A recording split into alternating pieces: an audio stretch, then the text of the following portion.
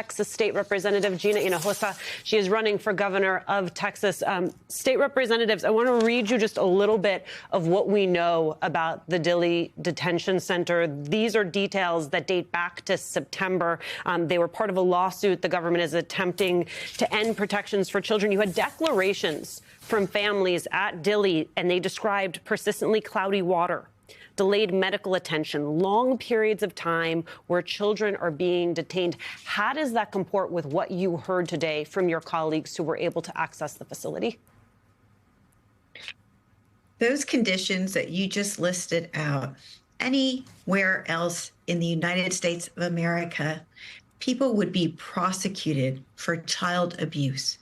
In the state of Texas, the only place in the country, our governor licenses these places and allows for children to be incarcerated with their parents. It is inhumane, it is morally corrupt, and it is really happening because of a culture of corruption that plague our state and that drive Greg Abbott. Drives Greg Abbott. I don't know what the hell we're talking about here. Be honest with you, Congresswoman, I have no idea. We have a 5-year-old kid in detention that they tried to deport. This government tried to deport. They used him as bait. And Americans are sitting around fat and happy at the kitchen table watching it on TV. And what's your response to that, folks? A 5-year-old. And here's the thing. I want you picked up on Greg Abbott. I want to play Greg Abbott's response because right now he thinks there needs to be a recalibration. I wonder why. Let's listen to what he had to say. We need to have respect for law enforcement officers in the country. ICE, they are law enforcement officers. And so they, being the White House, need to recalibrate on what needs to be done to make sure that that respect is going to be reinstilled, and that's not an easy task, especially under the current circumstances. But I know that they're working on a game plan to make sure that they are going to, let's say, recalibrate and maybe work from a different direction to ensure that they get back to what they wanted to do to begin with, and that is to remove people from the country who are here illegally. Alphabet soup of BS. Because they wouldn't, if you didn't build a facility in the first place, if you didn't countenance the crazy coming out of the White House as the governor of a freestanding state and said, no, we're not going to play this game. We're not going to treat immigrants this way. We're not going to treat children this way. That's the recalibration, Governor. I'll give you the moment, Congressman, because I don't know what we're doing here. I just don't get it.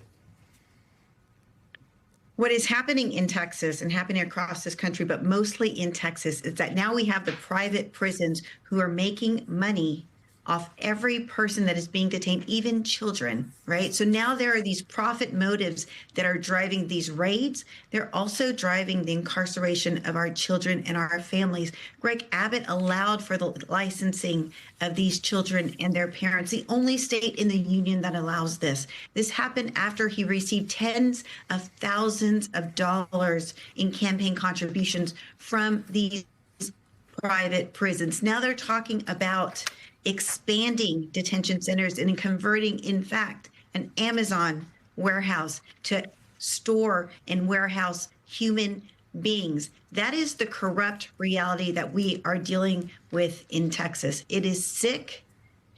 And let me tell you right now, when we were at that press conference hearing the story of these children, it was all anybody could do but to keep a dry eye. It is awful what is happening to these children. No, Congresswoman, I don't think I've heard it pointed out yet. Pardon me, State Rep. Why are we trying to make you a congresswoman tonight? Not you running for governor. We're trying to make you a congresswoman. Look, I'm just elevating the game. That's all. That's all. State Representative Hinojosa, some of these children in the facility are American citizens. And their parents may be undocumented, but some of these children are Americans. The United States government is detaining minor American children in subpar, to be kind, facilities.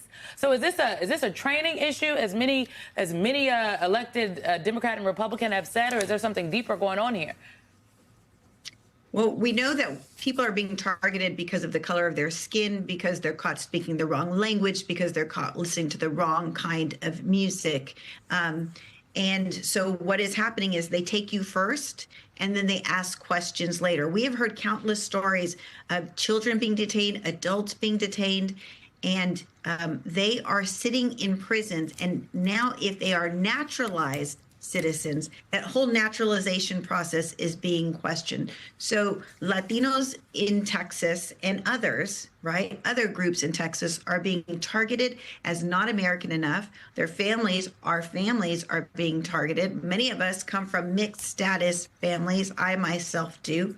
And it is deeply, deeply troubling. It is a slap in the face to our communities.